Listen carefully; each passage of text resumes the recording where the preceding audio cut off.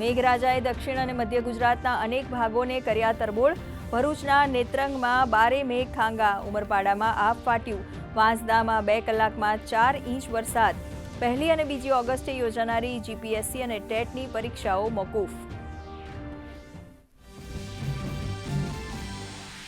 મુશળધાર વરસાદને પગલે ડાંગની નદીના જળસ્તરમાં નોંધાયો વધારો. અંબિકા, પૂર્ણા, ખાપરી અને ગીરા નદીઓ 2 કાંઠે.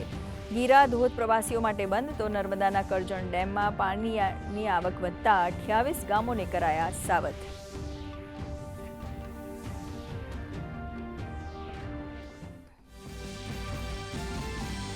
મધ્ય ગુજરાતમાં પણ મેઘરાજાની ધમાકેદાર બેટિંગ. નડિયાદમાં પાણી ભરાતા નાગરિકોને હાલાકી. ડાકોર મંદિરની બહાર પાણી ભરાવ. છોટા ઉદેપુરમાં રબર ડેમ છલકાતા સ્થાનિકોમાં છવાયું આનંદનું મોજું. આણંદ, અમદાવાદ અને ગાંધીનગરમાં પણ જામ્યો અષાઢી માહોલ.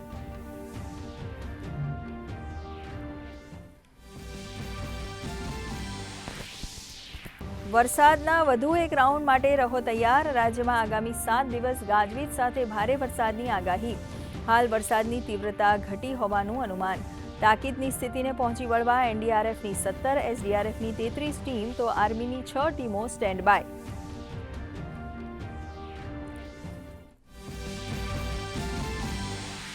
રાજ્યમાં વરસાદી આફતને પગલે તંત્ર ખડેપગે તૈનાત. નવસારી, તાપી સહિત 8 જિલ્લાઓમાં આજે 8000થી વધુ લોકોનું કરાયું સલામત સ્થળાંતર. તો નર્મદા અને છોટા ઉદેપુરમાં પણ 11 લોકોનો કરાયો સુરક્ષિત બચાવ. વરસાદી માહોલમાં ટ્રાફિક ફરિયાદ માટે હેલ્પલાઇન નંબર ઉપલબ્ધ.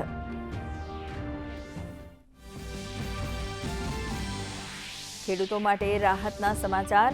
કિસાન સન્માન નિધિ યોજનાની મુદતમાં 5 વર્ષનો કરાયો વધારો. વર્ષ 2030-31 સુધી રહેશે લાગુ. 3,15,000 કરોડનો કરાશે ખર્ચ. તો ખેલો ઇન્ડિયા યોજનાને વધુ સુદૃઢ બનાવવા એએનએસએફ યોજનાને અપાઈ સ્વીકૃતિ.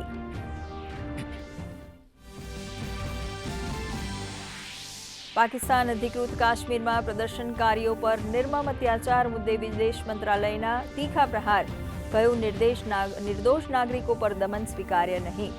આંતરરાષ્ટ્રીય સંગઠનોને તપાસ કરવા અનુરોધ. તો રશિયાની સેનામાં સામેલ ભારતીય નાગરિકોને મુક્ત કરાવવા રશિયાની સરકાર સાથે સતત સંપર્કમાં હોવાનું જણાવતા રણધીર જયસ્વાલ.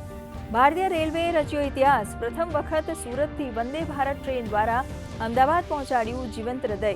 ગ્રીન કોરિડોર મારફતે 217 મિનિટની અંદર સફળતાપૂર્વક કરાયું પરિવહન.